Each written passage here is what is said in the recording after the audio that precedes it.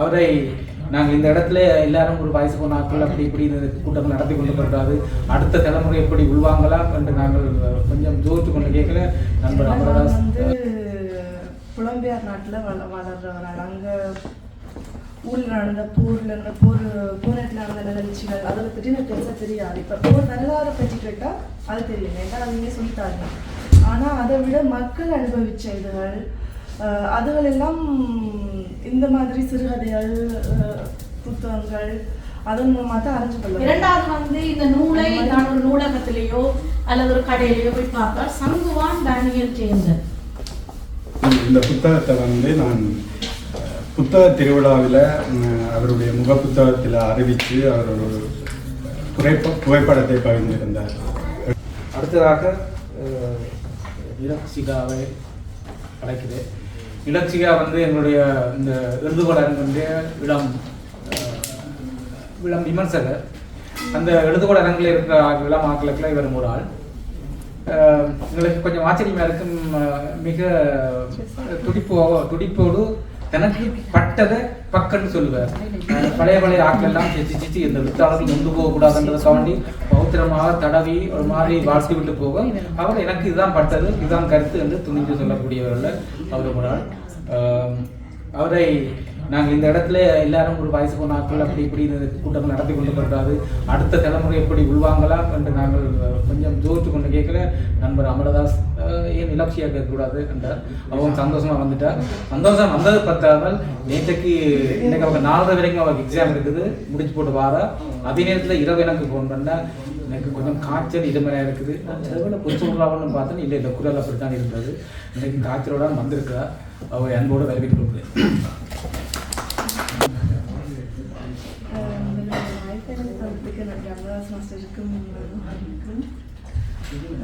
நான் பட்டுக்கிளி என்ற கதை வாசிக்கலாம். அது மனோல் அனுப்பி வச்சவர். நான் எனக்கு ஏற்ற கதையை தான் அனுப்பி வச்சிருக்கிறார் என்று நினைக்கிறேன். ஏன்னா நான் புலம்பெயர் நாட்டில் வளர்றவரால் அங்கே ஊரில் நடந்த போரில் நடந்த நிகழ்ச்சிகள் அதை பற்றி எனக்கு பெருசாக தெரியாது. இப்போ போர் வரலாறை பற்றி கேட்டால் அது தெரியும், ஏன்னா அவங்க சொல்லித்தாங்க.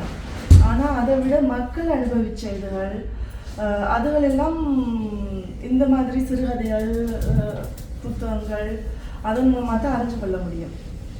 அதே மாதிரி இந்த பட்டுக்கிளி கதையில் இப்போ கப்பலில் பல மக்கள் தப்பி செல்றதுக்கு சட்டவிரோதமாக தப்பி செல்லணும். அது பற்றிய ஒரு அந்த நிகழ்ச்சி இந்த கதையை சொல்லிருக்குது. அது நான் அதை பற்றி விளக்கமாக இன்றைக்கு நேற்று அந்த கதை வாசத்தால் நான் அறிஞ்சு வரேன். நான் அப்படி என்ன மாதிரி இளையோர் அந்த போரில் நடந்த இதில் விரிவாக அறிஞ்சு கொள்றேன்டா அது இந்த மாதிரி சிறுகதைகள் இப்படியான இலக்கியங்கள் மூலமாக தான் அறிஞ்சு கொள்ள முடியும். வரலாற்று புத்தகம் எல்லாத்தையும் சொல்லாது. மக்கள் அனுபவிச்சதை சொல்றதுக்கு இந்த மாதிரி இலக்கியங்கள் தான் சொல்ல முடியும். இந்த கதை நான் சுவாரஸ்யமாக வாசினா தொடக்கம் அந்த முதல் 3 சொல்ல தான் தொடங்கும் அந்த கதை. அந்த 3 சொல்ல வாசித்ததுமே கதையை வாசிக்கணும், என்ன விஷயம் சொல்ல வராருன்னு தெரிஞ்சுக்கணும் மட்டும் ஆர்வமாக இருக்கும். பட்டுக்கிளிக்கு நித்திரை சித்திரவதை 2-3 சொல்ல தான் தொடங்கும். அப்போ ஏன் அவருக்கு நித்திரை இல்லை, என்ன நடந்தது வாசி கொண்டு போக ஒரு முதல் 4 பக்கம் அவர் நித்திரை இல்லாமல் திரியிறார். இப்படி என்ன பாடுவார். அவர் இருட்டண்டு அவருக்கு பயம். வீட்டில் மின்கும்பல் எல்லாம் எப்பவும் வேலை செய்யும். அதெல்லாம் கரண்ட் பில் ஏறி கொண்டு போகும்போது மனைவி பிரச்சனைப்படுவான். அவர் வெளிச்சத்துக்காக வெளியில் பாரிஸ் நகரத்தில் போய் நடந்து திரிவார். அதுதான் அந்த முதல் 6 பக்க கதை. முதல் 4 பக்கத்தில் இருக்கும். அதுக்கு பிறகு அவர் முடியாமல் விழுந்துடுவார். 2 வருஷம் நித்திரை இல்லாமல் கூட காலம் தான் இருக்க முடியும். அதுக்கப்புறம் தான் ஏன் அவருக்கு நித்திரை இல்லைன்ற விஷயம் தெரிய வரைக்கும் அந்த கப்பலில் மக்கள் தப்பி சொல்கிற அந்த நிகழ்ச்சி பற்றி தெரிய வருது. அவரோட குற்ற உணர்ச்சி தான் அவர் நித்திரை இல்லாமல் இருக்கிறார். அந்த குற்ற உணர்ச்சியில் அவர் பட்ட பாடுகள் அந்த 4 பக்கத்தில் நல்லா எங்களுக்கு தெரிய வருது. அந்த அந்த 4 பக்கம் வாசிக்க எங்களுக்கு ஷேரி ஒன்று இருக்கும். எப்படி இப்படி பாடுவார் அப்படி பாடுவார் சொல்ல ஒரு மனுஷன் எவ்வளோ பாடுபடுவார். என்ன இப்போ அந்த அவர் அந்த குற்ற உணர்ச்சியை எங்களையும் உணர வைக்கிறது அந்த கதை. அந்த முதல் நாள் வாசிக்கப்படாங்க அம்மா அதை விட்டு என்ன ஒரே இடத்துக்கு சொல்லுறாங்க நித்திரை இல்லையாண்டு. ஆனால் பிறகு அந்த ஏன் நித்திரை இல்லையாண்ட காரணம் தெரிய வரட்டு அந்த விளங்கும். இந்த குற்றவாளிகள் தான் அவ்வளோ பாடுபட்டிருக்கிறாங்க இந்த இது. அதே மாதிரி அந்த கதைங்க தொடக்கத்தோடையே முடிவும் ஒத்து போகுது. அது எனக்கு பிடிச்சிருந்தது. முதல்ல பட்டுக்கிளிக்கு நித்திரை சித்திரவதையம் தொடங்கி கடைசியில அவர் அதன் பின்பு எழுந்திருக்கவே இல்லை, நிரந்தரமாக உழங்குகின்றார் என்ற மாதிரி முடியுது. அது அந்த அந்த கதையோட கட்டமைப்பாக எனக்கு பிடிச்சிருந்தது. ஆனா அந்த 4 பக்கம் இழுத்தடிச்சிருந்தது அந்த இது அவருக்கு நித்திரை இல்லை, நித்திரை வரையில எவ்வளோ பாடுவார். அது 4 பக்கம் இழுத்தடிச்சு முக்கியமான கதை இது. 5வது பக்கம் 6வது பக்கம் இது 2 பக்கம் தான் இருந்தது. கடைசி கிட்ட தான் வந்தது. அதுதான் கொஞ்சம் வாசிக்க கொஞ்சம் இதாக இருந்தது. போரன்னு சொல்ல முடியாது இப்படி இல்லை. ஆனால் எப்படா என்ன நடந்தாலும் தெரிய வரும் அப்படி அப்படி இருந்தது. ஆனால் எனக்கு இந்த கதை பிடிச்சிருந்தது. அந்த ஈழ சம்பந்தமாக ஈழத்தில் ஈழ வரலாறுகள் தேவையில்லைன்ல அது வேறு வழியில் வரலாற்று புத்தகங்கள் அதெல்லாம் இருக்குது. அது மூலமாக ஆரம்பிச்சு கொள்ளலாம். ஆனால் இப்படி மக்கள்பட்ட பாடுகளை எனக்கு தெரிஞ்சு கொள்ள விருப்பம். அது இந்த கதை நான் வாசித்தது அது எனக்கு சந்தோஷம்.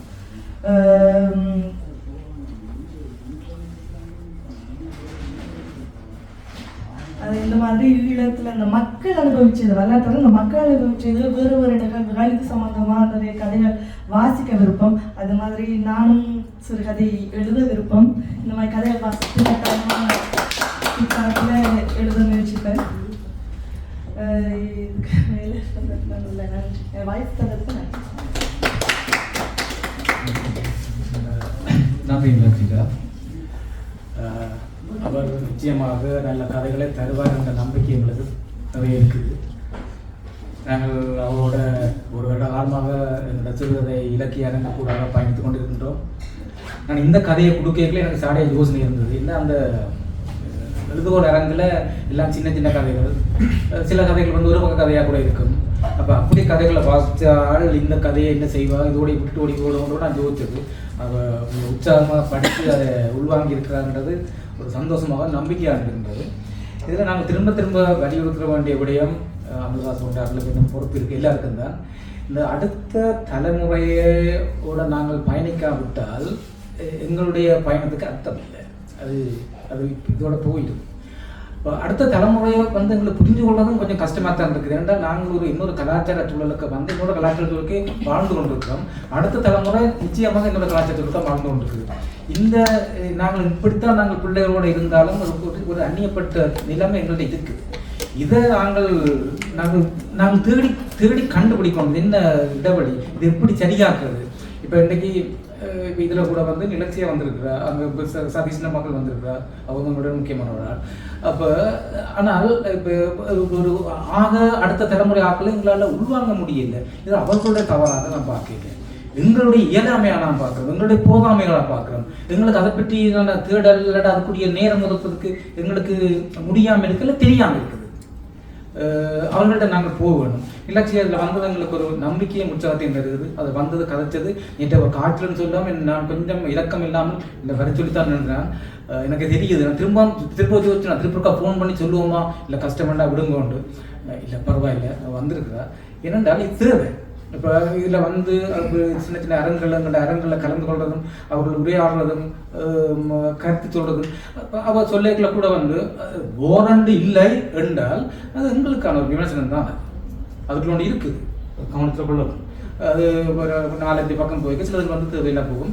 டேனியல் கதையில் சிலதுகள் அப்படி இருக்குது என்றால் காட்சி வர்ணனைகள் அது என்னுடைய அபிப்பிராயம். காட்சி வர்ணனைகள் அளவுக்கு அதிகமாக நின்று போனாலும் அது இன்றைய ஓட்டத்தில் வேறு மாதிரி ஆகிடும். இலக்கியங்கள் கூட நாங்கள் சங்ககால இலக்கியங்கள் மாதிரி இன்றைக்கு இருக்க முடியாது. காலங்கள் மாறிக்கொண்டு போக இலக்கியங்கள் போக்களும் மாறிக்கொண்டு போகும். நான் கதை சொல்லல் முறை புதிய புதிய உத்திகள் தேவை. அதை நாங்கள் ஒரே மாதிரி சொல்லிக் கொண்டு போக முடியாது. மாற்றங்கள் தேவை. அவன் போய்கின்ற சொல்கிற இடம் நாங்கள் அதை ஊண்டி நாங்கள் கவனத்தில் கொள்ள வேண்டிய விடயம் என்று நான் கருதுகிறேன். மற்றபடி ஓகே, நன்றி. அடுத்ததாக எங்களுடைய சிங்கப்பன் பிரியா அவர்களை அழைக்கிறோம். இந்த பிரியா பெட்டின் 2 வார்த்தை சொல்லுவோம். நான் பிரியாவை இலக்கிய சந்திப்பெல்லாம் கண்டு அனுபவத்திலும் தண்டவாடில் வந்து மொழிபெயர்ப்பு பற்றியெல்லாம் அடித்து கொடுத்துட்டு போனவங்க கொஞ்சம் பார்த்து நான் ஆச்சரியமாக ஒரு வித்தியாசமாக வச்சு கொடுக்குறாங்க. அவர்கிட்ட மொழி ஆளுமை இருக்கின்றது. மொழி ஆளுமை அல்ல இலக்கிய தேடல் இதுக்கு எல்லாத்துக்கும் மங்காத ஒரு ஒரு சிறந்த செயற்பாட்டாக அவர் இந்த எழுதுகோள் இறங்காய் சதீஷோட இணைஞ்சு அதை கொண்டு போகிறது மட்டுமில்லை. அவர் ஆசிரியர், பிரெஞ்சு தமிழ் ஆசிரியர். அதுக்கு மங்கால இந்த எழுதுகோள் இறங்கு இந்த மூத்தோர் சொல்லுன்ற மூத்தோருக்கான ஒரு அரங்கு உருவாக்கி வச்சிருக்கார். அதை விட இந்த யூடியூப் தமிழ் நடத்தி கொண்டிருக்கிறார். இதை விட வந்து அவள் கண்டென்ட் எல்லாமே செய்வாள். அவருக்கு நல்ல குடும்பம் அமைஞ்சிருக்கு போல இருக்குது. எல்லாமே செய்வாள். எல்லாத்துக்கும் மங்கால அவருக்கு அந்த அந்த சக்தி இருக்கின்றது. அவர்கிட்ட ஒரு சக்தி இருக்கிறபடி தான் செய்யக்கூடியதாக இருக்குது. மற்ற நியாயமான விமர்சனங்களையும் பண்ணுவாள். யங்கராக்கள் வேண்டாமல் என்னோட செய்வாள். நியாயமான விமர்சனங்களையும் பண்ணுவாள். அதுக்கு சலிப்பு இல்லாமல் சோர்வு இல்லாமல் இயங்கி கொண்டிருக்கிறார். மற்ற எல்லா கூட்டத்திலையும் பேச கூப்பிட்டா வருவா, பேசுவா, தயாரித்து கொண்டு வருவா, அதுக்குரிய எடுப்பா, தண்டை கட்டு சொல்லிட்டு போவா. என்ன முதல் கீழ் கலப்பா அவ அன்போடு வரவேற்று.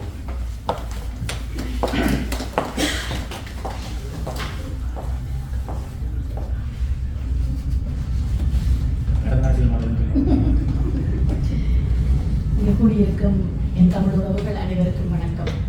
தாய் தமிழை வணங்கி என்னை பெற்ற தாயை வணங்கி தொடங்குகிறேன். ஆனால் அவங்களே சொல்லிட்டேன், எனக்கு என்ன தென்படுதோ அதெல்லாம் சொல்லிட்டு போக வேண்டும். முன்னுக்கே சொன்னபடியா துணிஞ்சு நாங்கள் வந்து கிடைக்க வேண்டிய விமர்சனங்களையும் சொல்லலாம்னு நினைக்கிறேன். முதல்ல சங்குவான் டேனியல் ஜேர்தர் அவர்களுடைய நூலை பற்றி ஒரு அறிமுகம் தான் இது. பாவம் டேனியல் நூலை எழுதி போட்டு காசை போட்டு புத்தகத்தை அடிக்கிட்டு ஏதாவது நூலை பற்றி சொல்லுவாங்களான்னு பார்த்தா என்ன வந்தவர்கள் எல்லாம் இதுவெல்லாம் போடுறாங்க. அதுக்குள்ள படத்துக்கு விமர்சனம் போகும்போது என்ற பயம் இல்லை. இது ஒரு சிறுகதை தொகுப்பு எழுதப்பட்டிருக்குது. ஆனால் எனக்கு இது சிறுகதை தொகுப்பாக தென்படவில்லை, கதை தொகுப்பாகத்தான் நான் அதை பார்க்கிறேன். ஏனென்று சொன்னால் இது கதை கூட இல்லை, குறுங்கதை தொகுப்பு என்று கூட சொல்லலாம். ஏனென்றால் ஒவ்வொரு கதையும் ஒரு குறுங்கதை அல்லது ஒரு குறுங்காப்பியம் மாதிரி இருக்குது. ஒரு கதை வந்து கிட்டத்தட்ட 10 15 அல்லது 27 பக்கங்களை கூட சொல்ற மாதிரியான கதையா இருக்குது. 9 கதைகள் மட்டும் இந்த நூல்ல இருக்குது. ஆனால் ஒவ்வொரு கதையுமே 20 பக்கங்கள் அப்படியெல்லாம் சொல்ற மாதிரி இருக்கிறதால இது சிறுகதை தொகுப்பு என்ற பெயரை மாற்றி வச்சிருக்கலாம் என்ற ஒரு இது இருக்குது. இரண்டாவது வந்து இந்த நூலை நான் ஒரு நூலகத்திலேயோ அல்லது ஒரு கடையிலேயோ போய் பார்த்தா சங்குவான் டேனியல் ஜேர்தர், அப்ப அவரை பற்றின நூலாயுது. சங்குவான் டேனியல் ஜேர்தர் என்றவர் ஒரு வரலாற்று ஆசிரியரா அல்லது ஒரு புரட்சியாளரா அப்படிப்பட்டவரை பற்றி ஒரு நூலாயுது என்ற ஒரு கேள்வி எழுதுறதுக்கு வாய்ப்பு. என்றால் எங்களுக்கு எப்பவுமே முகப்பக்கம் தான் என்னோட சொல்லு. அப்ப அந்த வகையில எனக்கு இது என்னத்தை சொல்றதுக்காக இவர் அப்படி போட்டிருக்கிறார். சிறுகதை தொகுப்பு என்று இது ஏன் இடையில அவருடைய சிறுகதை தொகுப்பு இடையில. ஆனா நான் மிக சங்குவான் என்றுதான் இந்த நூலினுடைய பெயராக வச்சிருக்கிறார் என்று. சங்குவான் என்றது அவருடைய பிறந்த நூல். அந்த நூலின் தலைப்பு தான் சங்குவான். ஓகே, சங்குவான் என்று வச்சிருக்கேன். என்ன சங்குவான் என்றா என்னத்தை பற்றி சொல்றாரு என்றது எனக்கு ஒரு முதல் ஏன்னா நான் ஆரம்பத்திலிருந்து தட்டி கொண்டு வந்ததால நான் அதை சொல்றேன். இருந்தாலும் ஒரு 41 வயது இளைஞன் இரண்டாவது கதை புத்தகமாக தன்னுடைய நூலை வெளியிட்டிருக்கிறார். முதல்ல அவருக்கு நாங்கள் வாழ்த்தோணும். இதுக்கு நீங்கள் கட்டாயம் கைதட்டணும். ஒரு எழுத்தாளன் தன்னை எழுத்தாளனாக நிரூபிக்க வேண்டும் என்றால் துணிந்து தன்னுடைய எழுத்துக்களை மக்களிடம் கொண்டு சேர்க்க வேண்டும். அவன் எழுதுவது எழுத்தா இல்லையான்னு வாசகன் தெரிவு செய்வான். ஆனால் முதல்ல மக்களுக்கு கொண்டு போகணும். என்னட்டோ 20 கதை எழுதி வச்சிருக்கேன், நான் வெளியில விட பயம்.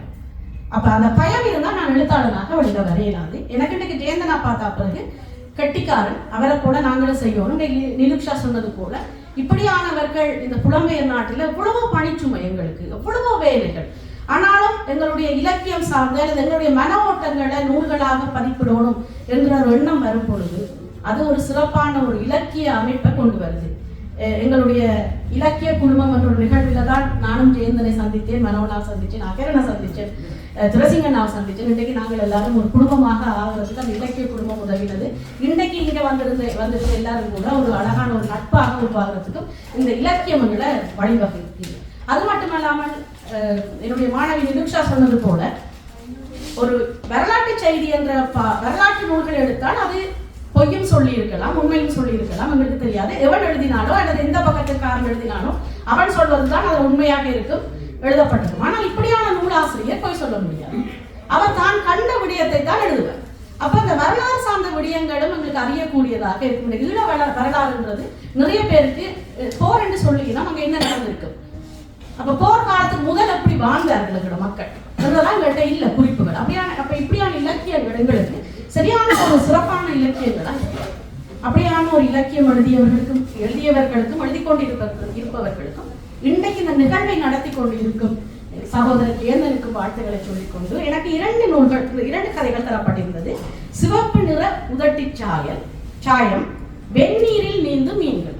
இந்த சிவப்பு நிற உதட்டி சாயல் என்பது சிவப்பு நிற உதட்டி சாயம் என்றது 11ஆம் பக்கத்துல இருந்து 27ஆம் பக்கம் வரைக்கும் போகுது.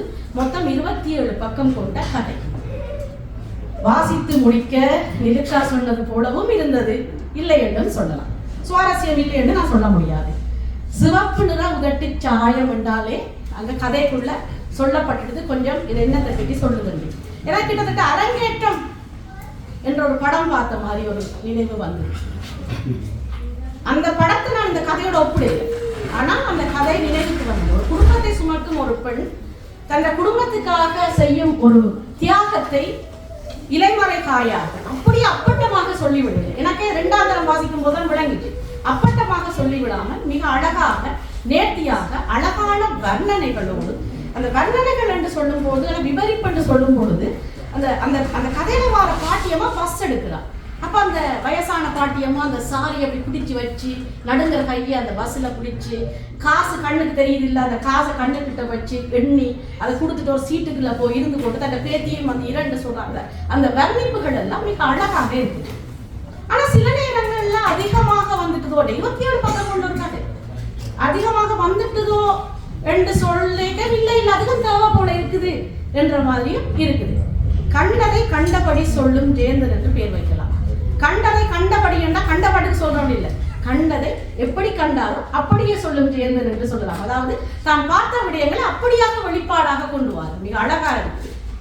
அதுல விமர்சனங்கள் நிறைய வைக்கிறதுக்கு இருக்குது, ஆனால் வைத்து விட்டார்கள் என்றதால பாவம். ஒரு ஆளுக்கு இப்போ நிறைய அடிக்கக்கூடாது, நல்லதை மட்டும் சொல்லணும். நான் தான் நிறைய சொல்லணும் மட்டும் வந்தேன் நான், ஆனாலும் சொல்லிவிட்டபடியே நான் அவருக்கு நல்ல பக்கம் மட்டும் சொல்லிட்டு போறேன்.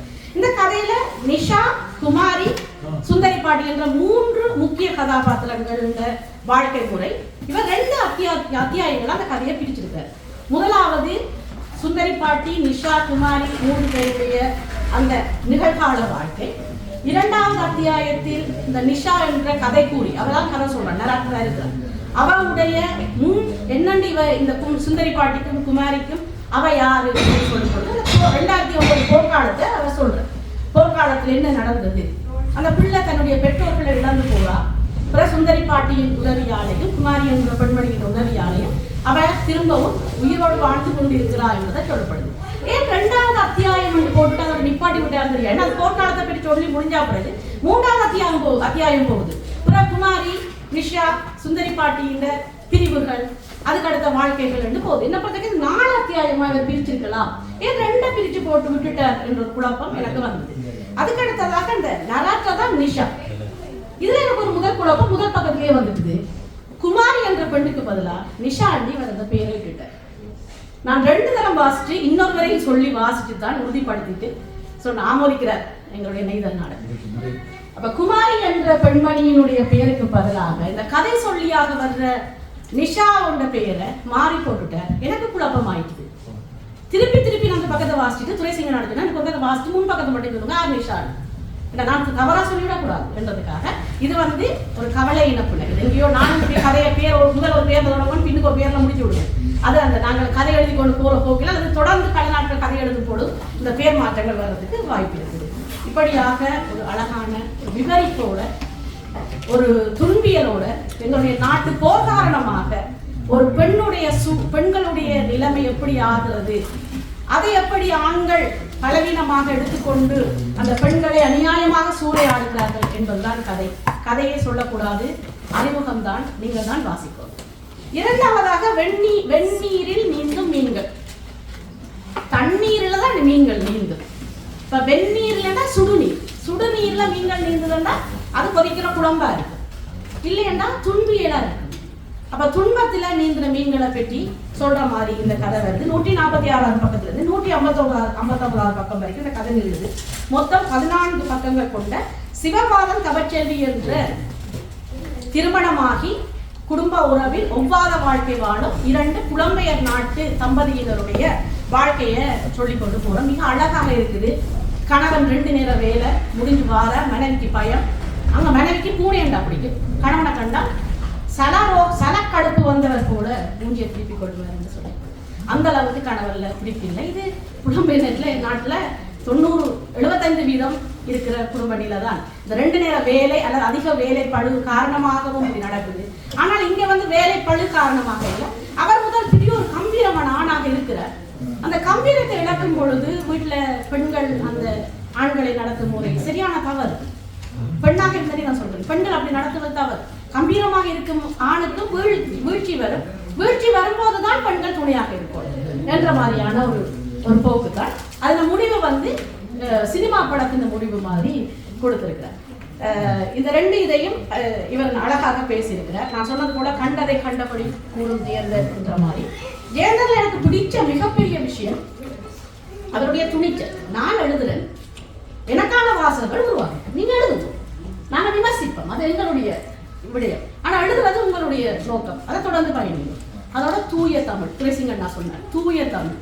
மின் தூக்கி பேருந்து சரி, முடியுலர்த்தி, ஹேர் ட்ரையர், முடியுலர்த்தி, இப்படியாக அழகான தமிழ் சொற்களை அவர் பயன்படுத்தினது அழகா இருந்தது. இருந்தாலும் அவருக்கு அந்த ஜீன்ஸ் என்றதுக்கு காட்சத்தை போல தெரியலையா, அல்லது அந்த ஜீன்ஸ் என்று சொல்லி இந்த டெனி பண்றதை காட்டுறதுக்காக சொன்னாரா என்ன தெரியல. பட் சம்பாஷணை போன்ற வட சொற்கள் கொஞ்சம் பயன்படுத்தி இருக்கிறேன். இந்த வட சொற்கள் பயன்படுத்த என்ன நடக்குது, இன்னைக்கு நிகழ்ச்சா போன்ற புலம்பெயர் நாட்டுல கல்வி கற்றுக் கொண்டிருக்கிற புலம்பெயர் நாட்டில் தமிழ் பிள்ளைகளுக்கு வட சொற்கள் தெரியாது. நாங்கள் தமிழ் கல்வியகத்துல நாங்கள் வட சொற்கள் கற்றுக் கொடுக்கல. ஆதலால வட சொற்களை தவிர்த்து எல்லாரும் எழுதினீங்கடா, எழுதுறவர்கள் எல்லாரும் எழுதினா சிறப்பா இருக்கும். அதே போல இந்த வட்டார தமிழ் இருக்குது, ஏகாந்தன் இன்னும் பல பேர் வட்டார தமிழ் மொழி எழுதினார். எப்படி யாழ்ப்பாண தமிழ், மட்டக்களப்பு தமிழ், திருவோணமலை தமிழ் போல எங்களுடைய தமிழ்நாட்டில் எழுதுற எழுத்தாளர்கள் வட்டார தமிழ் எழுதினார் அந்த ஊர் மொழியில. அதே போல நான் ஜெயந்தன நூலை வாட்சா போய் யோசிச்சேன், புலம்பெயர் வட்டார தமிழ் என்று வந்துருமோ. ஜெர்மனியில் இருக்கிறவர்கள் ஜெர்மன் சொற்களையும் கலந்து தமிழ் கதைகள் எழுதுறதும், பிரான்ஸ் நாட்டில் இருக்கிறார்கள் பிரெஞ்சு சொற்களை கலந்து உனக்கு தொம்பியே இருக்குதானே, காப்பித்தல் இருக்குதானேடா, ஜெர்மனியில் யோசிப்போம், தொம்பியே காப்பித்தல் என்னத்தை பற்றி சொல்லி. அப்ப ஒன்றில் அதுக்கு ஒரு புள்ளடி போட்டுட்டு கீழே ஒரு ஸ்டார் போட்டு கீழே தொம்பியேண்டா என்ன, காப்பித்தல் என்னண்டா, உலக தமிழ் தமிழர்கள் எல்லாருக்கும் அந்த கதை போய் சேர்றதுக்கு வாய்ப்பா இருக்கும் என்பது என்னுடைய வேண்டுகோள். மற்றது இலைமறை காயாக இருக்க வேண்டிய சில விடயங்களை அதை சொல்லக்கூடாது இல்லை, சொல்லக்கூடாத விடயங்கள் இல்லை, எழுத்தாளருடைய சுதந்திரம். ஆனால் வாசகங்களுடைய மனநிலையை பொறுத்து சில விடயங்கள் கோபம் வருது. கோபம் வர்றது கூட அவருக்கு அது ஒரு சிறப்பா இருக்கு. அவரை விமர்சிக்கிறோம், அவருடைய பெயரை சொல்லி விமர்சிக்கிறோம் என்றால் அவர் ஒரு ஏதோ சிறப்பான ஏதோ ஒரு விஷயத்தை செய்திருக்கிறார் என்ற இதுல அழகான ஒரு இளம் எழுத்தாளருக்கு காலச்சுவடு அழகான ஒரு நூலை 2வது நூலாக கொடுத்திருக்குது. பட் அந்த காலச்சுவடுன்ற முக்கிய ஒரு விடயம் என்ன, முன்னுக்கே சொல்லியிருக்குது, எழுத்து பிழைகள் ஏதாவது இருந்தால் எங்களுக்கு சுட்டி காட்டுங்க இமெயில தந்திருக்குது. நான் அதுல கண்டது ஒற்று பிழைகள் கொஞ்சம் இருக்குது. சூரியனுக்கு வர சூ என்ற சூ நெடில் வந்து சூ போட்டு வட்டம் போட்டிருக்கீங்க, அது தவறு. மற்ற மெல்ல மெல்ல நடந்தாருன்றதுக்கு சின்னலாக பாம்புலால் வர்றதுக்கு பதிலாக கொம்புலானா போட்டு மெல்ல மெல்ல, இது வந்து இந்தியாவில் நடக்கிற அதிகப்படியான பிழையண்டி நான் நினைக்கிறேன். ஏன்னா ஜவனராணிலையும் மெல்ல மெல்ல மெல்லன்றது ஜவனராணி புத்தகம் முழுவதும் மெல்லண்டே வருது. அப்ப இந்தியாவில் அது தவறாக மெல்ல என்பது பயன்படுத்தப்படுகிறது என்று நான் நினைக்கிறேன். நாங்கள் மெல்ல என்று சொல்றது அங்க மெல்ல என்று கொம்புலானா போட்டுக்கிறது. இதில் தமிழ் ஆய்வாளர்கள் தமிழ் தெரிந்தவர்கள் இதுக்கான விளக்கம் தரலாம். மற்றபடி சிறப்பு வாழ்த்துகள் தொடரும். நன்றி. நன்றி பிரியா. தமிழ் ஆசிரியர் சொல்லி தந்தார். அதில் என்னென்றால் பிரியா சொன்னால் அந்த இல்லை இல்லை விமர்சனம் பட்ஜெட்னம் கணக்கு வேலையில் இருந்து இப்படி எதுவும் பட்ஜெட்டாக என்ன விமர்சனம் கிடையாது. விமர்சனத்துக்குள்ள இன்னும் சொல்லலாம், இன்னும் இதில் போகலாம், விமர்சனத்துக்கு இடம் இருக்குது என்று நான் சொல்ல விரும்புகிறேன். என்னென்னாலும் இப்போ சில பாத்திரங்கள், இப்போ கடைசியாக சொன்ன இந்த கதையில் கூட, கடைசி கதையில் கூட ஒரு பாத்திரத்தை அவர் அங்கே ஒரு முன்னாள் போராளி, ஒரு இயக்கத்தில் இருந்தவர். அவர் இங்கே வந்து ஒரு வைத்தியசாக மாறி அவருக்குள்ள போகிறார்.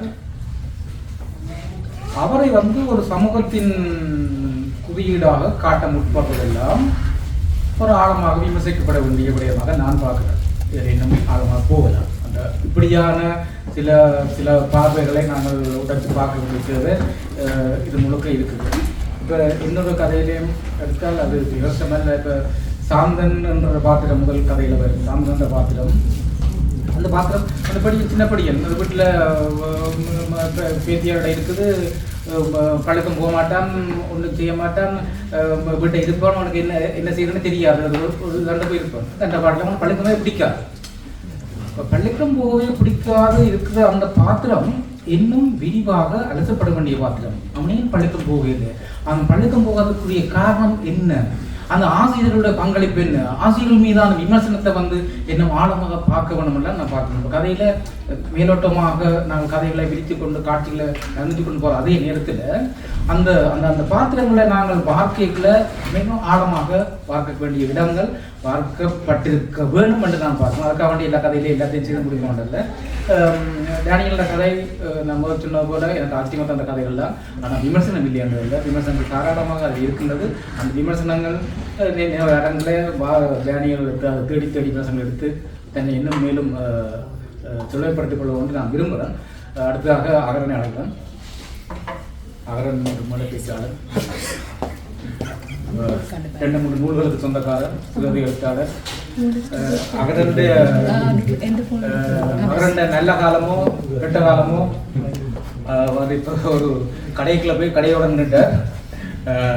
அவர் திரும்ப அந்த அந்த என்னென்றால் அகரண்ட எனக்கு பிடிச்ச விஷயம், நிறைவேற்றிக் கொள்ற விஷயம், அகரண்ட போல ஒரு இடத்துல இன்னைக்கு அவர் அந்த ஒரு ஒரு வணிகத்துக்குள்ள போய் மூழ்கி இருக்கிறதால் இந்த இடத்துல நிற்க முடியாது. ஆனால் அவர் இந்த இடத்துல வந்து நிற்கிறது வந்து அது அவர் மீதான நம்பிக்கையும் இலக்கியத்தின் மீதான நம்பிக்கையும் தருகின்றது. அவருக்கு வாழ்த்துக்களை தெரிவித்துக் கொண்டு நிகழ்வின் தலைவர் அவர்கள் இந்த நிகழ்வின் உபயோகாரர்களுக்கு இங்கே வந்திருக்கின்ற இலக்கிய ஆர்வலர்களே உங்கள் எல்லோருக்கும் அன்பான வணக்கங்கள்.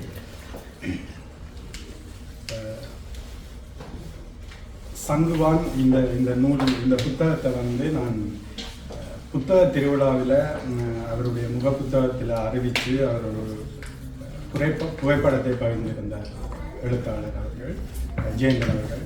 அப்போ அதை பார்த்தா அந்த காலச்சுவட அரங்கில் தாஸ்தாவஸ்கின்ற படத்துக்கு பக்கத்தில் ஜெயந்தன் படம் தொங்கி கொண்டிருந்தது. எனக்கு அப்படியே ஒரு இதெல்லாம் இட்டும்பாய் அவ்வளோ ஒரு கல்லா ஒரு ஈழத்து புதிய எழுத்தாளர் 2வது நூல் தாஸ்தாவஸ்கியினுடைய படத்துக்கு சரியா பக்கத்தில் அவன் தொங்க விட்டுருக்கிறான் இந்தியாவில். அப்போ இது ஒரு பெரிய ஒரு பலமான விஷயம். இதை கூட அவருடைய முகப்புத்தகத்தில் நான் பார்த்தேன். அப்போ அது ஒரு மகிழ்ச்சியான விஷயம். அது அவருக்கு முதல் வாழ்த்துக்கள். அந்த படத்துக்கு பக்கத்தில் தொங்கினா கூட அது ஒரு பெரிய விஷயம் விஷயம் வாழ்த்துக்கள். ஆனால் இந்த புத்தகத்தை நான் உண்மையிலேயே மன ஆழத்தில் இருந்து மட்டும் இறுக்கமான சூழ்நிலையிலும் ஜெயந்தன் கேட்டபோது ஒரு 3 நிமிஷம் யோசிச்சுட்டு ஓம் என்று போட்டதற்கான காரணம் இந்த சின்ன இனம் ஒரு இலங்கையில் வட இலக்கில் ஒரு பிரச்சனைப்பட்டு ஒரு 50 லட்சம் கொண்ட ஒரு மக்கள் தொகை கிட்டத்தட்ட உலகமெல்லாம் 20 லட்சத்துக்கு கிட்ட சிதறி பரவி வாழ்விழந்து சிதங்கி போய் இப்படி ஒரு கிட்டும் சமூக இந்த உலகத்தின் பெரிய பிரச்சனைகளை இந்த சிறிய சமூகம் மூத்த மொழியையும் இன்று மட்டும் உலகிலே வழங்குகிற 200 பேசப்பட்டு எழுதப்படுகிற இலக்கணமுள்ள மொழிகளில் பழமையான ஒரு மொழியைச் சேர்ந்த பேசுகிற நாங்கள் இவ்வளவு சிக்கலுக்குள்ள இவ்வளவு பிரச்சனைகளை சந்தித்து உலகமெல்லாம் பரவி இருக்கிறதா அது ஒரு பெரிய விஷயம். ஏனென்றால் இவ்வளவு சிதஞ்சு போன பிறகு கிட்டத்தட்ட ஜெயந்தன் நான் எல்லாம் ஒரே தலைமுறை பிள்ளைகள். நாங்கள் எங்களோட வாழ்வில் எங்களோட நிலத்தில் யுத்தம், அழிவு, துப்பாக்கிச்சூடு, மரணம், வீரமரணம், இராணுவ நடவடிக்கை, செல்குண்டு, கைகால் இழப்பு இதுகளை தவிர பெரிய மகிழ்வான செய்திகளை திரைப்படங்கள் உண்மையிலேயே நான் திரைப்படத்தை பார்க்க விட்டதுக்கு காரணம் எனக்கு திரைப்படம் பார்க்குற வாய்ப்புகளே அமைஞ்சதில்லை. அது ஒரு வழியில் நல்லது. அப்போ இப்படியான சூழலில் வந்து அதற்கு தேசம் கடந்து புலம்பெயர்ந்து வந்த பிறகு ஒருதன் இருந்து இலக்கியம் படிப்பதும் கதை எழுதுவதிலையும் இருந்து ஒரு 2வது புத்தகத்தை கொண்டாடுறாங்கன்னா அது ஒரு பெரிய விஷயம். ஏனென்றா ஒரு கதையை எழுதி அதை தட்டச்சு செய்து அல்லது எதுலேயோ எழுதி அதை நாங்கள் ஒரு கதையாக ஒரு 5-6 பக்கத்தில் கொண்டாடுறதுன்றதே அதுக்கான நேரத்தை எடுத்து பாருங்க. இவ்வளவு நேரத்தை அவர் கதையை கட்டமைக்கிறதுக்கு அதுக்காக தொழிற்பாடு ஒரு வாழ்வில் அதுக்காக கொடுக்குற நேரம்.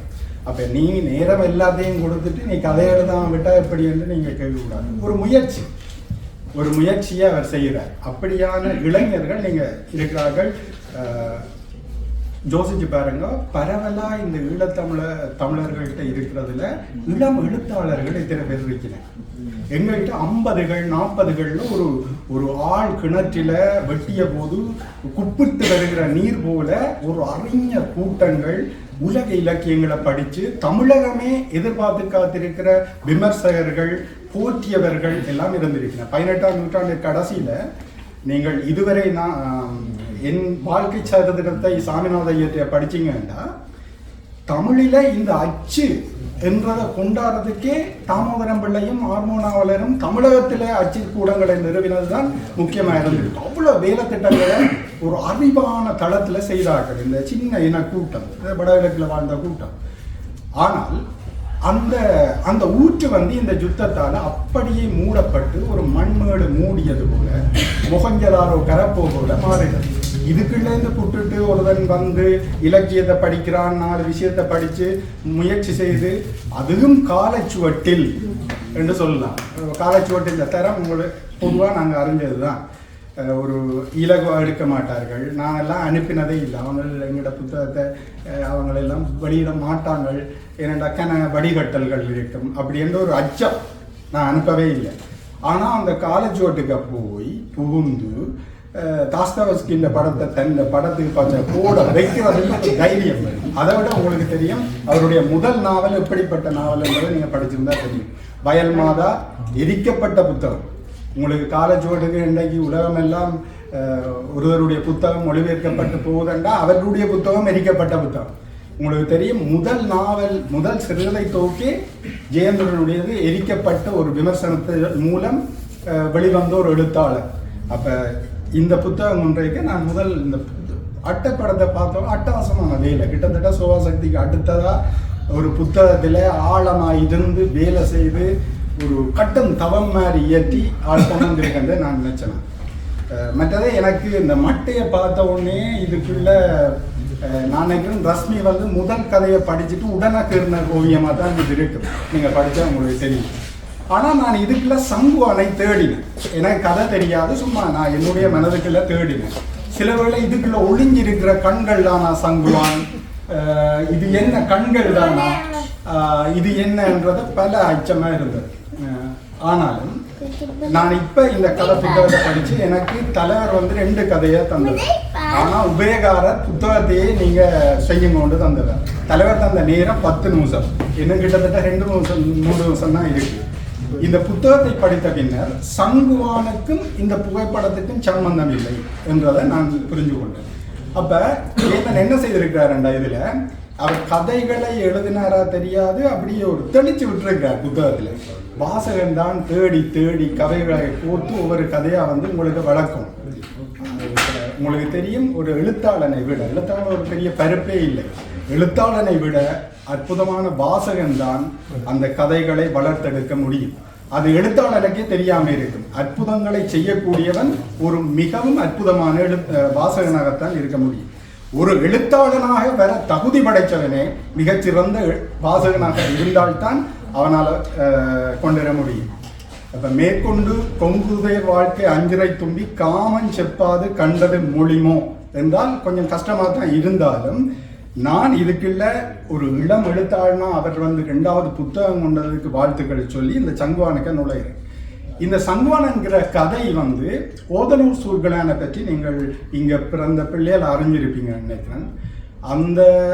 அந்த ஓதனூர் கிராமம் வந்து 642 பேர் படுகொலை செய்யப்பட்ட அந்த கிராமத்தை இப்போதும் சுற்றி மதில் சுவர் எழுப்பி பிரெஞ்சு அரசாங்கம் பாதுகாக்குது. நீங்கள் கட்டாயம் இதில் ஆர்வம் உள்ளவர்கள் அந்த கிராமத்தை நீங்கள் போய் பார்க்கணும். ஏனெண்டா 46ஆம் ஆண்டு யுத்தம் நடக்கிறதுக்கு முன்னுக்கு படுகொலை செய்யப்பட்ட அந்த கிராமம் அப்படியே பாதுகாக்கப்பட்டு கொண்டிருக்குது. இப்போ 24 மணித்தியாலும் அந்த இறந்தவர்களுடைய ஒலி பெயர் வந்து ஒலிச்சு கொண்டே அங்கே இருக்குது.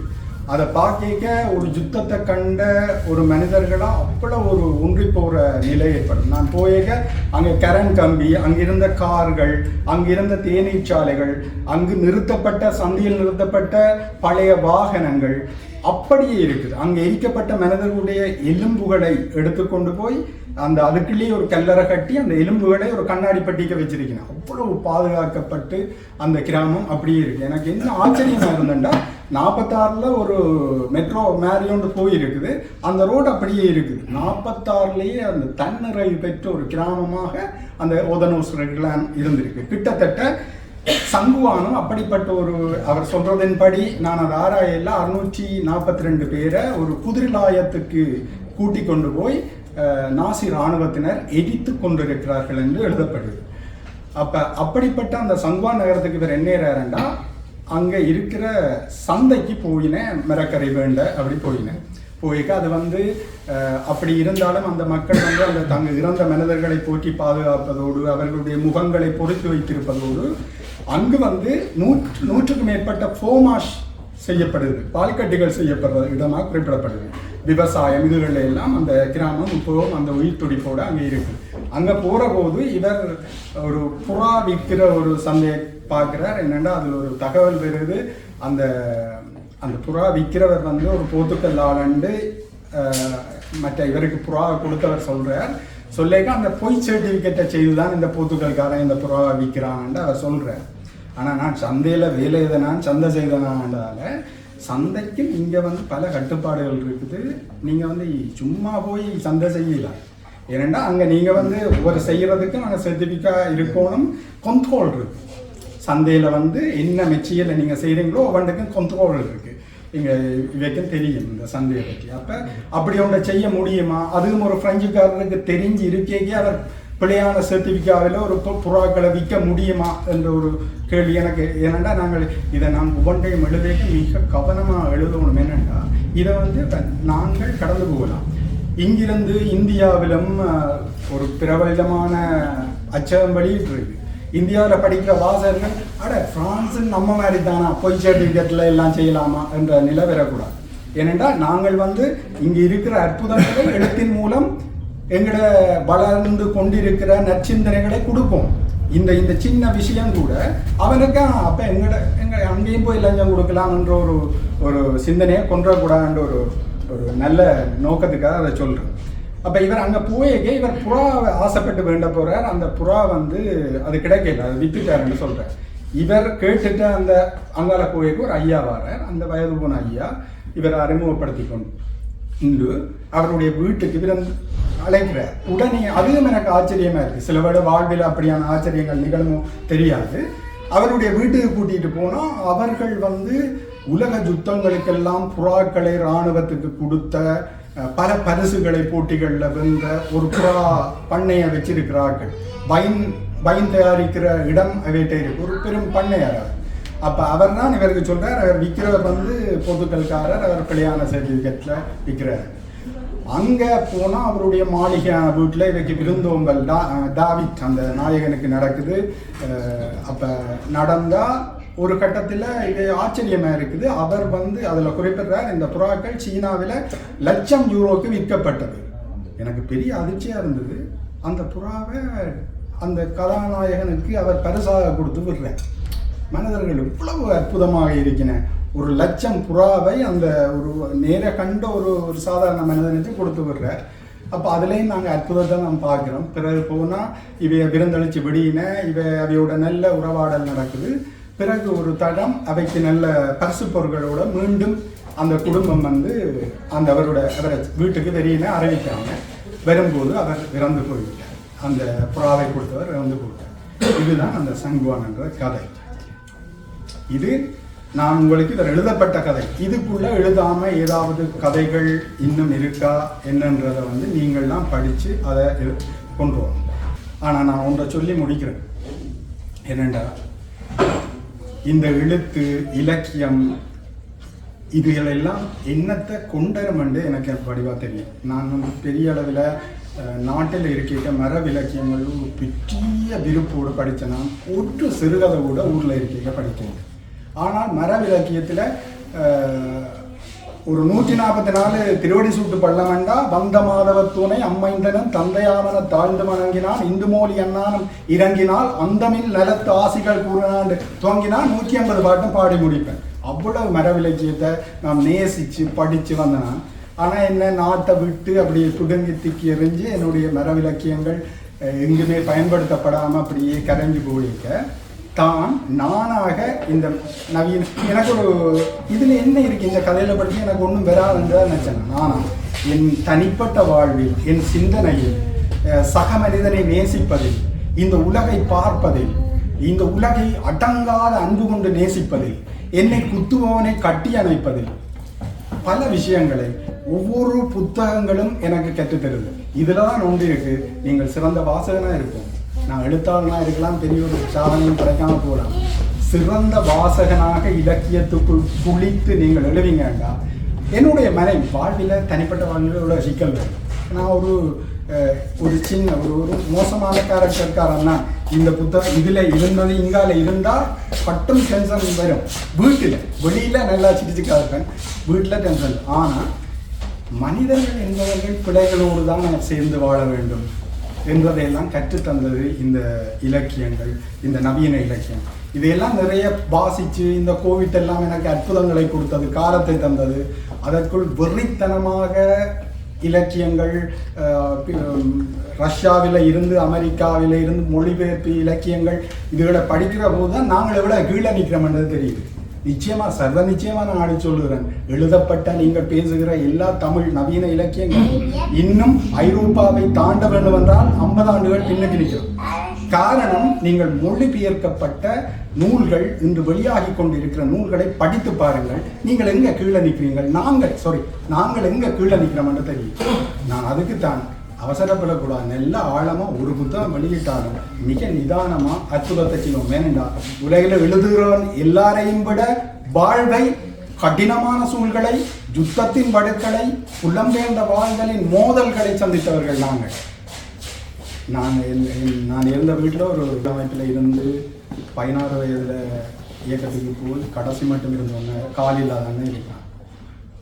அவனுடைய வாயில வார வார்த்தைகள் வந்து அற்புதம். அவன் எங்கேயும் கதைக்க மாட்டான், தன்னை யாருன்னு சொல்ல மாட்டான். வீட்டில் இருக்கிறதால கால் இல்லாதால நான் மெல்ல அரிச்சு கதைச்சு எடுத்தா அவன் சொல்லுவான்.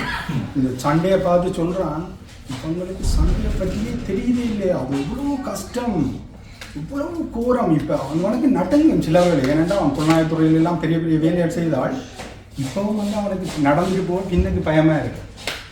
அந்த அந்த அந்த யுத்தத்தின் பேய்கள் மனிதர்களை துரத்துறது இருக்கല്ലോ, அது வந்து கொடூரம். இதில் சில கதைகளில் அதை தொட்டு காட்டி இருக்கிறார். இன்னும் ஜெயந்தன் அப்படியானது ஆழமாக ஆராய்ஞ்சு இதை விட அற்புதமான வாழ்க்கையில் சம்பவங்களே இருக்குது மனிதர்கள். இங்கே எத்தனை பேர்கிட்ட இருக்குது. இதுகளை நுழைந்து ஆழமாக முத்தெடுத்து நாங்கள் இந்த உலகத்துக்கு கொடுக்கணும். அதை வலிமையான மொழி இருந்தால் மட்டும்தான் அது சாத்தியமாகும்.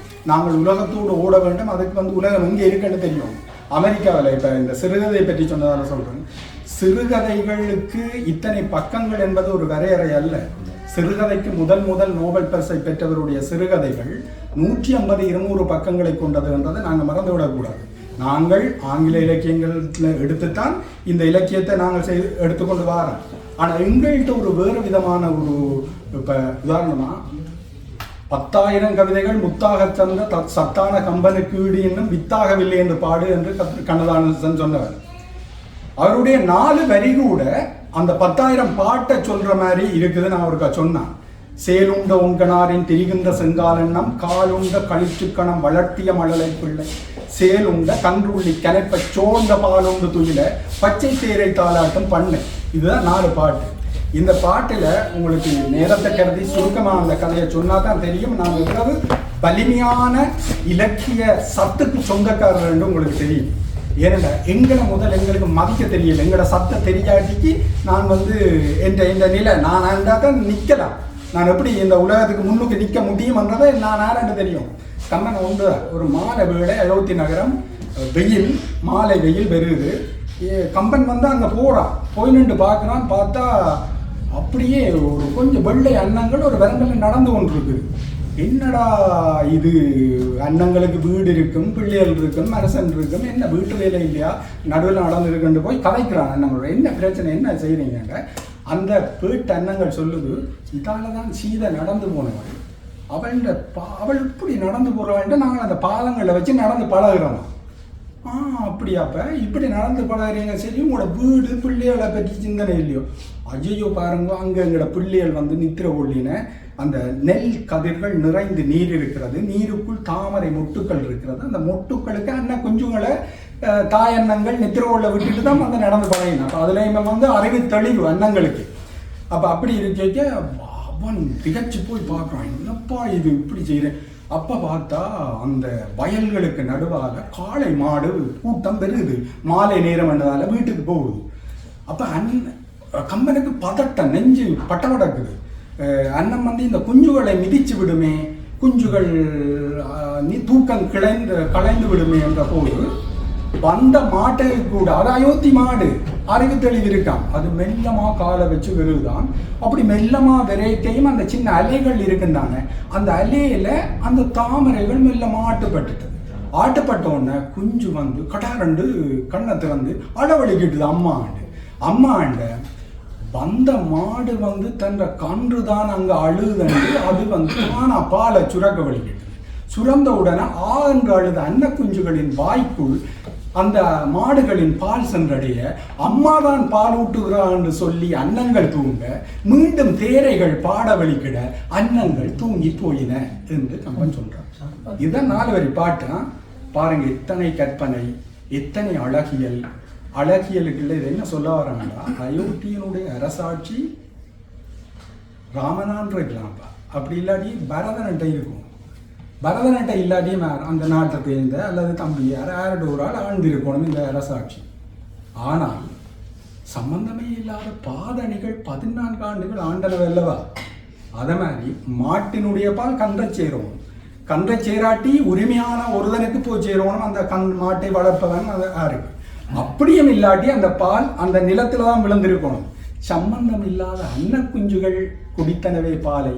அதை மாதிரித்தான் இந்த ஆட்சி போக போகுது என்பதை பாருங்க. சொல்லாமல் 4 வரிக்குள் ஒரு காப்பியத்தை அடக்குகிற சத்து கொண்டது இந்த தமிழ். நீங்க எந்த பெரிய மொழி படித்தவனே கேட்டு பாருங்க, உலக இலக்கியங்களில் இப்படியான ஒரு அற்புதங்களை செய்யக்கூடிய வாய்ப்பு இருக்கவே இருக்காது. ஆங்கிலத்தின் வரலாறு 400 ஆண்டுகள். 400 ஆண்டுகள் கொண்ட ஆங்கிலம் எங்களை இப்போது வழி நடத்துகிறது. 2000 ஆண்டுகள் 1000 ஆண்டுகளுக்கு முன்னர் எழுதப்பட்ட இந்த பாடலில் உள்ள இந்த இந்த இந்த விஷயங்களை ஆங்கிலேயன் படித்தாலே அவன் வந்து நித்திர கொள்ள மாட்டான். நாங்கள் வந்து நித்திர கொள்றான்ங்கிற வேலை. அப்போ நாங்கள் அப்படியான சத்தான மொழிக்கு சொந்தக்காரர்கள். நல்ல இலக்கியங்களை படைக்க வேண்டும். இலக்கியம் படைக்கிறவர்களுக்கு துணையாக இருக்கணும், ஊக்கப்படுத்தணும். அதே நேரம் உசுப்பேற்றக்கூடாது. உசுப்பேற்றினா நல்ல இலக்கியங்கள் வராது. ஆகவே ஜெயந்தனுக்கு என்னுடைய வாழ்த்துக்கள். இதில் நிறைய தவறுகள் உண்டு. குறிப்பாக எழுத்துப்பிழையை நான் ஜெயந்தனிட்ட குற்றம் சொல்ல மாட்டேன். இந்த இந்த புத்தகத்தை வெளியிட்டவர்களிடம் தான் என்னுடைய அறச்சீட்டம் போச்சேதம். ஜெயந்தனுக்கு நான் அன்பாக வேண்டிக் கொள்வதெல்லாம் இன்னும் தேடி ஆழமான கருத்துக்களோடு அழகான மொழி, அதாவது வசன சிக்கல் எழுத்தாளன் விடக்கூடாது.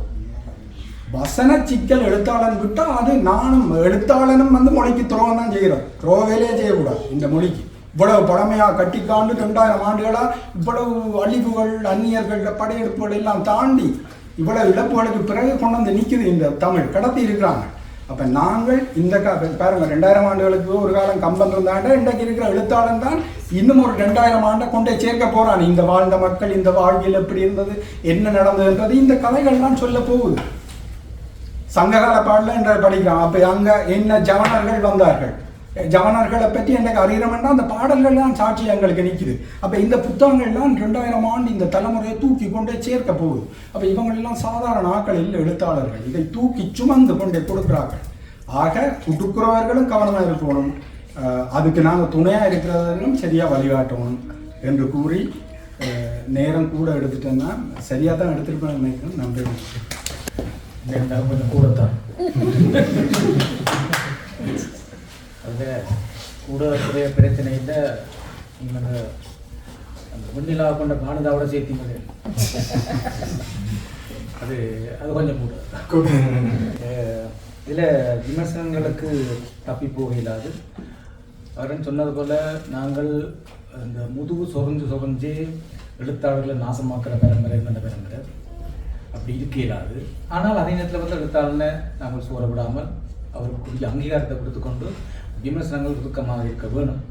இல்லை ஒரு கதையிலையும் வந்து அவரன் குறிப்பிட்டது போல் சில விமர்சனங்கள் இருக்குது, சின்ன சின்ன முரண்கள் இருக்குது. இந்த புறா கதை எடுத்துக்கொண்டால் கூட அந்த புறா சங்குவான் கதை நல்ல கதை. எனக்கு அந்த கதையை வாய்ச்சி கொண்டு போய் நான் இந்த கதையை புத்தகத்தை படிச்சுட்டேன், ஆனால் நேரம் கடத்தி நான் அடக்கி கொண்டிருக்க வேண்டி இருக்குது. அந்த அதிலெல்லாம் எனக்கு சில கேள்விகள் வருது. இதுதான் நல்ல ஒரு டாக்குமெண்ட். ஓகே, ஒரு சங்குவான் இடம் பெற்ற டாக்குமெண்ட் அதை கதையாக்க ட்ரை பண்ணியிருக்கார். அது கதையாக முழுமையாக வந்தா சொல்ல மாட்டேன், ஆனால் அதுக்கு ஞாபகமான தகவல் வருது. அந்த புறா பற்றின விஷயம் எல்லாம் மிக முக்கியமான விஷயம். எனக்கு அந்த புறா தொடர்பாக இன்னும் தேடல் வருது. இந்த போர்க்கால புறாக்கள் எப்படி இருக்கும், என்ன மாதிரி இயங்கி இருக்கும், அதை எப்படி வளர்த்துருக்கிறார்கள் என்றதை பற்றியெல்லாம் அதை வர வேண்டும் என்ற ஆசையாக இருந்தது. பட் அது எனக்கு பக்கண்ட முன்னுக்கு பட்டுதென்றால் ஒரு நாள் கண்ட உடனே அந்த அந்த ஒரு மிகப்பெரிய அந்த மனிதர் அந்த மிகப்பெரிய மனிதர் என்னென்று அவரை பற்றி ஒரு குறை சொல்லியிருப்பார்ன்றது எனக்கு கொஞ்சம் சிக்கலாக இருந்தது, சொல்ல இயலாது.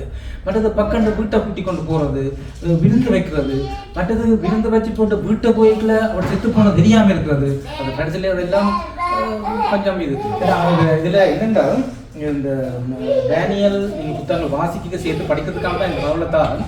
இதில் ஞாபகமான தகவல் இருக்குது, ஞாபகமான காட்சி விவரணைகள் எல்லாம் இருக்குது, நல்ல மொழி இருக்குது, அவற்றை வாசனை தெரியுது. ஆனால் நீங்கள் கேள்விகளோட படிங்க, கேள்விகளோட படிக்கிறதா தான் நல்ல. அதை படித்து போட்டு அவருக்கு சொல்லுங்க. மற்றது டேனியல் என்ன செய்கிறாருன்னா வந்து நல்ல கருக்கள் இருக்கிறார். ஒரு விளிம்புநிலை மனிதர்களை பற்றி சொல்லவாக சொல்லிக்கொண்டு எல்லாம் விவரித்து கொண்டு போய் கடைசியில் பக்கம் நின்று போச்சு, இன்னும் அதிக பொறுமை இல்லாமல் கதை பக்கம் முடிச்சு போட்டு போயிடுவார். அது அப்படி ஒரு இதில் பார்த்தேன். நான் இதில் கதைக்கக்கூடாது, என்னுடைய வீரமாக. அடுத்ததாக நாங்கள் இந்த புத்தக வெளியீடு அவருடைய விருப்பப்படி மதிப்புக்குரிய மூத்த எழுத்தாளர் சிவா சின்னப்படி அவர்களை வெளியிட்டு வைக்கிறதுக்காக அழைக்கிறார். அவரை பற்றி அனுபவம் வகையில் மூத்த எழுத்தாளர் போராடி இந்த விததியை பண்றதுக்கு எங்களுடைய மதிப்புக்குரிய ஸ்ரீரஞ்சன் அவர்கள் யாழ்ப்பாணத்தில் வந்திருக்கார். அவரை இந்த இடத்துல கௌரவப்படுத்த விரும்புகிறார். அவர் ஒரு பெரும் அகராதிக்கு சொந்தக்காரர். உள்ளத்தினுடைய பண்பாட்டு சுவடுகளை தேடி ஆய்வு செய்து கொண்டிருப்பவர். அவரை இந்த இடத்தில் கௌரவப்படுத்த அவர் விரும்பிக் கொள்வார்.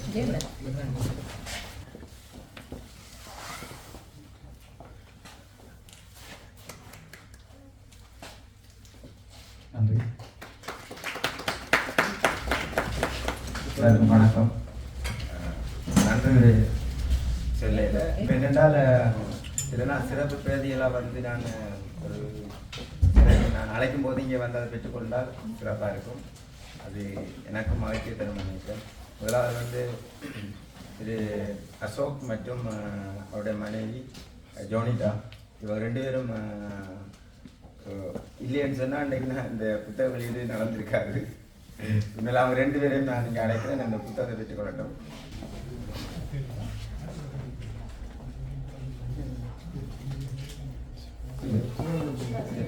இது அலோசியஸ் அவருடைய மனைவி மாமி.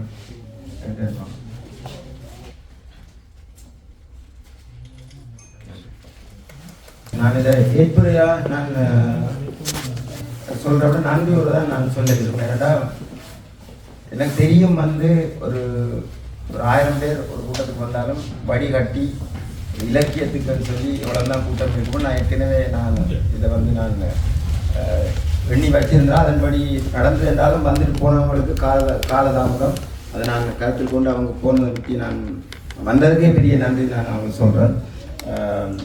இப்போ நான் கதைகளுக்குள்ளே போகிறேன். முதலாவது அகரன்.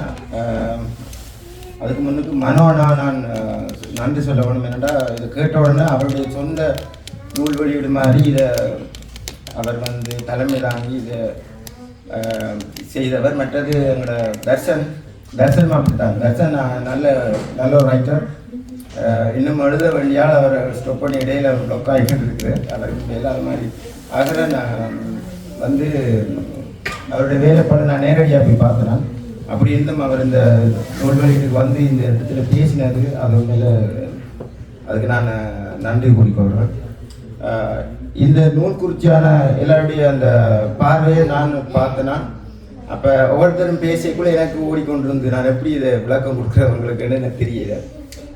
கடைசியாக சொன்ன ஒரு விஷயத்தை மட்டும் நான் அதை சொல்லி போட்டு சில விடயங்களை சொல்லிட்டு நான் முடிக்கிறேன். மனோனா சொன்னால் நான் கதையை சொல்லிக்கொண்டு எல்லாம் வந்து டக்குன்னு இடையில ஸ்டாப் பண்ணி முடிச்சுட்டு போகிறேன். எந்த எண்ணம் அப்பவும் வந்து வாசகன் எதை விரும்புகிறானோ அதை கொடுக்குறது இல்லை என்ற நோக்கம். நான் வெளிப்படையாக சொல்கிறேன், அதான் என் நோக்கம். அந்த இடத்துல அவன் தேடணும் இதுக்கு பிறகு என்னவா இருக்குமென்னு அவனை ஒருக்கா வேலை செய்ய விடணும். நான் சும்மா நானே எழுதி இருக்கிற இந்த படியில் கொடுத்துட்டு போகிறது எந்த வேலை இல்லை. நான் எழுதி கொண்டு இடையில நான் ஸ்டாப் பண்ணுறேன். அவனுக்கு பிறகு ஒரு கற்பனை விரிஞ்சு போகும், இப்படி இருக்கும் அல்ல இப்படி நடக்கும் இப்படி போகும். அதுதான் நாங்கள் எல்லா கதையிலும் அப்படித்தான் இந்த நோக்கமாக இருக்குது. அதாவது அகர நான் சொன்ன ஒரு விஷயம் வந்து அந்த கடைசி கதை வந்து அது வந்து நான் நேரடியாக ஒரு சின்ன குட்டி கதையோடு நான் அதை ஜாயின் பண்ணி கேட்குறேன். கடந்த 2 மாதங்களுக்கு முன் பார்க்க என்னுடைய வீட்டில் வந்து நான் ப்ராக்கள் வளர்க்குறது மேலே அது கரகாலமாக நிற்கிது. திடீர்னு பார்த்தா ஒரு ப்ரா வந்து எங்களை வீட்டில் தான் இருக்குது. அந்த ப்ராவில் நம்பர்ஸ் இருக்குது. அந்த சிப் நம்பர்ன்னு சொல்கிறாங்க, பந்தய ப்ரான்னு சொல்கிறது. அதில் 3-4 ரிங் இருக்கும். அந்த ரிங்கை எடுத்து பார்த்துட்டு அதில் நம்பர் இருக்கும். டெலிஃபோன் தங்கள் அழைக்க சொல்லி ஒரு நம்பர் இருக்கும். தவறுதலாக போனோம் அது வந்து 600-700 கிலோமீட்டர் தூரத்திலேருந்து வந்து ப்ரா எங்களோட வீட்டுக்கு. அப்போ அந்த நம்பரை வேண்டி நான் டெலிஃபோன் அடித்து காய்க்கிறேன்.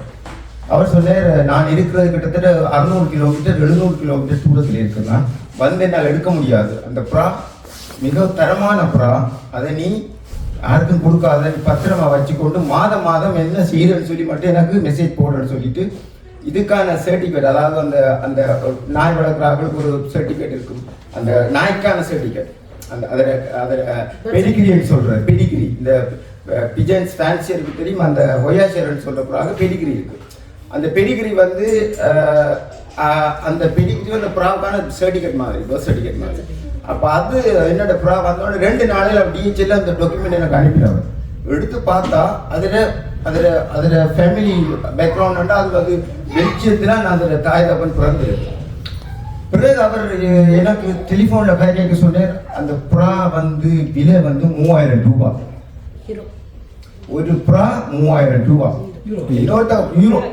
யூரோ என்னோட இருக்கு அந்த ப்ரா. இப்போ அந்த ஒரே ஒரு ப்ரா இன்றைக்கு நான் கூட்டுக்குள்ள வச்சுக்கிறேன். ரெண்டா அந்த சொன்னால் ஞாபகத்துக்காக வச்சுருக்கேன். எங்களை விட்ட தெரியும், இந்த இவருக்கெல்லாம் தெரியும்.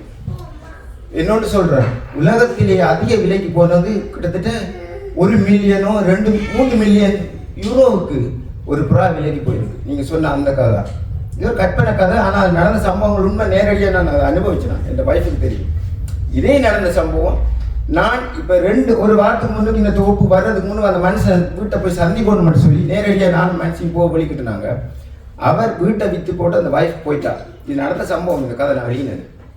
நான் அவரை தேடிப்போ அவர் செத்து போயிட்டார். நீங்கள் சொல்கிறது நடந்தது. அவங்க உபசரிப்பாங்களான்னு கேட்டு அதான் அவங்களோட தன்மை செய்தவங்க. அப்படி நீங்கள் அதில் இருக்கிற மாதிரியே எனக்கு செய்தவங்க. அவங்க கூப்பிட்டு எங்களுக்கு சாப்பாடு வந்து எல்லாம் செய்து அனுப்பினவங்க. இந்த கதையை வந்து நான் எழுதுறதுக்கான நோக்கம் வந்து உண்மையான வந்து அந்த அந்த நகரத்தை நான் கிரியேட் பண்ணினது. நீங்கள் சொன்ன மாதிரி ஏற்கனவே நீங்கள் ஒரு இடத்துல ஒரு வீடியோ ஒன்று வெளியிட்டீங்க. இந்த கதையை நான் எழுதுறதுக்கு எனக்கு உந்து சக்தியாக இருந்தால் நீங்கள் ஒரு வீடியோ ஒன்று வெளியிட்டீங்க அந்த நகரத்தை பற்றி. அதை நான் ஒரு கற்பனையாக உருவாக்கினது. அதில் வந்து 1-2 சம்பவம் நான் உண்மையாக லிங்க் பண்ணியிருக்கிறேன். அந்த நகரம் நான் உருவாக்கின நகரம் தான். சம்பவங்கள் நடந்த சில சம்பவங்கள் அந்த அந்த உபசரிக்க உண்மையாக அந்த கேட்டால நடந்தது உண்மையாக.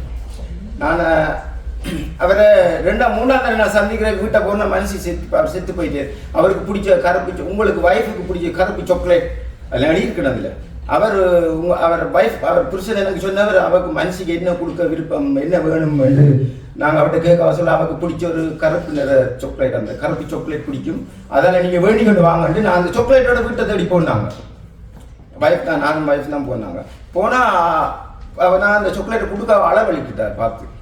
நடந்த உண்மையா அவளை படிக்கிட்டு எங்களால் தாங்கல இல்லாம அப்படி அவன் சொல்ற அவள் வேண்டி நம்புற வேண்டியில் அழுதுட்டா அழுது அவளை தாங்கலாம் போயிட்டு இப்படி புருஷன் தனக்கு இப்படி தன்னை இது பண்ணியிருக்கேன்னு சொல்லி நான் வர்றதுக்கு முன்னுக்கு நான் 2-3 நாளைக்கு முன்னுக்கு சாலினிட்டு நான் சொன்னேன் போயிட்டு இதை பற்றி கதைக்கோணும் சொல்லி போட்டு தான் நான் வந்தேன். ஏன் இது எனக்கு சரியா தனிப்பட்ட ரீதியாக இந்த கதை வந்து எனக்கு நெருக்கமானது.